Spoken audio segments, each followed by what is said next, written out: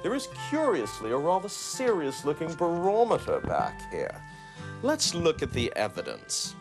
The Mac wearing video, the Eastbournian artifacts, the Sirius barometer. Who lives in a house like this? And welcome to the channel. Who indeed lives in a house like this? This is going to be a slightly different video today because I've got a new room in my house that I'm going to show off. And rather than doing a thing in this room, I haven't had time to do a video, so I'm just basically going to show you some gear that I've got recently, and we're going to have a poll in the comments below at the end of it, so you can decide if you care. If you don't, then I will decide myself. But anyway, that's what we're going to do, is show you this room. So for once, I have order in this room. As you can see, we've got some nice shelves with the big box games are all out now on display. I've got all my boxies up there on shelves with my graphics cards and my sound cards and all that kind of thing up there, easy to get at. I've got this new desk. This will be the desk where I make all of my videos, which is quite cool. And underneath it, we've got the servers and machines that I usually use to test stuff on, so everything's at hand. We have some decor. We've got a signed photo of the id Software team in 1992, signed by John Romero, a Duke Nukem 3D clock, and a Doom poster also signed by John Romero, so it's quite cool to have next to the desk. Got these funky lights, which I got off eBay. These are cool. Some guy 3D prints them, so yeah, they're quite nice little USB lights to have glowing away. Got a monitor and then space to do stuff. I haven't wired these up yet, but that's the IBM server that I did a video about that serves out stuff using Norton Ghost, and an empty wine bottle. Don't know how that got there. Got this cool little shelf unit, which is where I can keep all my loose stuff, my screws and my glues and things that I'm using at any given moment, so they don't clutter the place up too much. And on the other side of the room, there's another similar desk. This one's just going to be kept purely for gaming. At the minute, I think that's my slot A Athlon machine there. So one of the things I'm going to be doing in the next few videos is making up a set of machines, 3 probably, to cover early DOS gaming, Windows 98 gaming and Windows XP gaming. And there's a few shelves to display some of my boxed gear, which is nice. And then it's really nice to have some proper organised shelf space for my big boxes, which I've yet to sort out. There's a few duplicates in there. They're not in any particular order. I need to group them all together. So like all of the Dooms and Quakes are together, and all of the anything that's in a series is together and all that kind of thing. So it's really nice to be able to have these things out and be able to get at them easily. Also a nice wooden floor so I can zoom around on my chair, which will make things easy too. So like I said at the beginning, I haven't really had time to use this desk yet, so I just wanted to make a quick video just to break it in, wet the baby's head, get it all up and running again. So we'll have a poll below the video at the end if anybody cares enough to vote. Basically, I've got 4 things which are probably going to be the next few projects I do, or among the next few projects I do. And you, the viewer, if you care, can choose which one I do next. So we'll go through some of the stuff that I've gotten recently, including this Socket 370 board. The board's from Fujitsu. It's a D1215C33. I believe it is Chualatin compatible, and I have a couple of processors here. Nothing terribly exciting. A Celeron 1.4 and a Pentium 3 1.13, but it'll be enough to get a build up and running. It can always improve the processor at some point in the future. So this is a Fujitsu board, and it needs a case to go with it, and I came across this on eBay going for a fairly low amount of money, and it's a Fujitsu case, a beige one no less, a Pentium 3 case. It actually has the Pentium 3 badge at the bottom, so originally this must have been a Pentium 3. The model name is Trend, not one I'm familiar with. I'll have to look it up and see if I can find any information out. But it would be a lovely case to have, especially if the motherboard has got the Fujitsu splash screen and all that kind of thing. I'm not sure if it has because I haven't actually fired it up yet. So this project, the first choice would be to build this Chualatin build. Not the fastest processor just yet, but this will go onto the desk at the other side of the room and become the primary gaming machine for Windows 98 and late DOS stuff. So yeah, there you have it. Project number 1, choice number 1. Build a Tualatin gaming machine for Windows 98 and late DOS.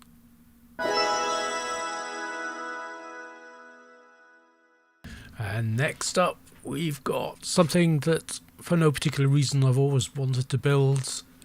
Yeah, look at this socket 8 motherboard. Look at the size of that socket. It's a monster. So yeah, this is going to be a Pentium Pro build.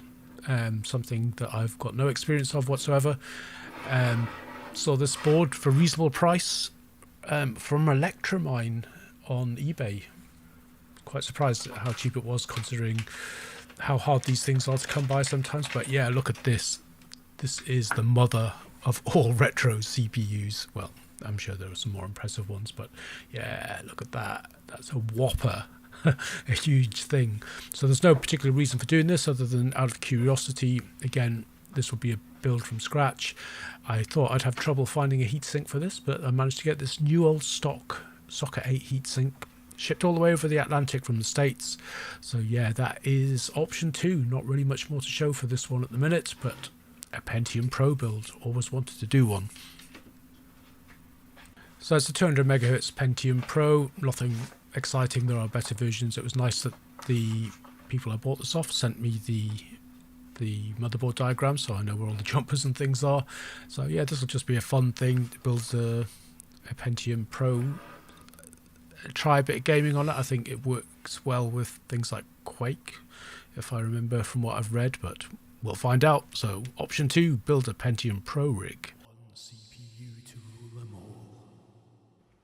So option number 3, and this is an interesting one. This is thermoelectric cooling for CPUs. Now, I remember back in the day, I used to get PC Format magazine. That was my magazine of choice for pretty much from the late 80s, early 90s, all the way up until they ceased to publish a few years ago, which is a bit of a shame. So I make it my business to sniff out old editions on eBay when I can. And I remember back in the day, when they would talk about things like thermal throttling and overclocking, they would mention Peltier coolers as being the ultimate thing, the extremes that you would need if you wanted to go that extra mile with your overclocking. So I got this, I can't remember, it was on eBay. I put in an offer for it, and I can't remember where it came from. It was somewhere like Romania, somewhere like that. I think it might be in Romania. That rings a bell anyway. So I've never seen one of these back in the day, even though they were mentioned in the magazines. I can't remember ever seeing them on the shelves of the computer shops. We've got this rather funky looking front panel temperature display and a couple of controls on there. And in the other little box itself, we've got the crazy technology that is the thermoelectric cooler. Some very, very out of date thermal paste, which I won't be using. But yeah, look at this puppy. So it's got some strange connectors on it, which I presume go into the front panel connector. Not going to take too close a look at it right now, but I thought that'd be a really interesting little project to get a Pentium 4 build up and running, see how it overclocks and performs temperature wise under air cooling. I don't know, maybe I'll try and get a decent spec fan. I think I might have some reasonable fans for Pentium 4s.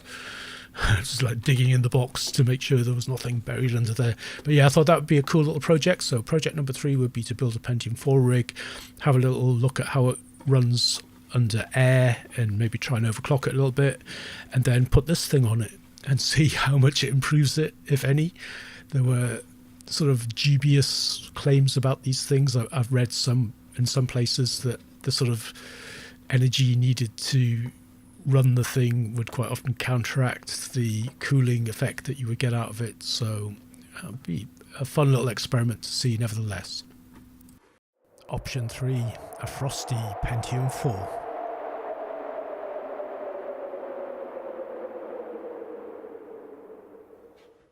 Option number 4, and this is a gem. I'm looking forward to getting stuck into this one. I got this recently off eBay. It wasn't cheap, but I've not got a pre-built 386. I built one myself, but I haven't got a pre-built one. It's about the only generation of PC I don't have a pre-built from. retro PC that is, and this lovely little thing from ICL. So it's a slimline 386. It's missing the front off its floppy drive, but that's easily fixed. I thought this would make a great thing on the gaming desk on the other side of the room for early DOS games like Wing Commander that's speed sensitive. So this will be one of the three machines that I have over there dealing with all of that early DOS goodness. It's even got its year 2000 compliance sticker still on the front. 13th of the 8th, 1997, this thing was checked to make sure that it would work in the new millennium. So it's from ICL Personal Computer CS386S. So yeah, it would be basically a video about cleaning this thing up, getting it set up for some early DOS gaming with some decent sound and that kind of thing. A very classy machine, and that would be option number 4. It's classy enough to become possibly one of the crown jewels of my collection.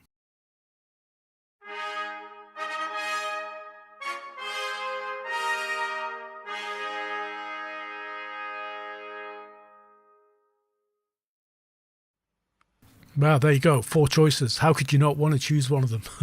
Anyway, I'm going to put up a poll. Anybody who wants to vote can vote. Otherwise, I will pick one myself and make a proper video in the next week or so. So I'll get back to a normal schedule. But yeah, some fun things to be working on with here. So there you go. Hope you enjoyed this quick peek at my fabulous new room and some up-and-coming projects. I hope you'll feel inspired to participate in the poll. If you don't, then I will choose myself. Anyway, that's it for this quick video. Thanks for watching if you made it this far, and I hope to see you when I start doing some stuff with these things. Thanks for watching, and I'll see you next time.